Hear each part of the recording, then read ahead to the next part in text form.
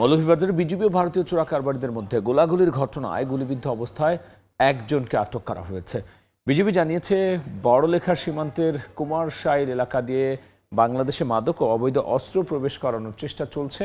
এমন খবরে বৃহস্পতিবার রাতে সেখানে অভিযান চালানো হয়। অবৈধভাবে দেশে ঢোকার সময় সন্দেহভাজন কয়েকজনকে থামার নির্দেশ দিলে তারা বিজিবি সদস্যদের লক্ষ্য করে গুলি ছোড়ে। আত্মরক্ষার্থে বিজিবিও গুলি ছুড়লে পালিয়ে যায় কয়েকজন। পরে ঘটনাস্থল থেকে ভারতীয় নাগরিক বলাই দাস নামে একজনকে আটক করা হয়। উদ্ধার করা হয় একটি বিদেশি পিস্তল, 2 রাউন্ড গুলি ও 500 ইয়াবা।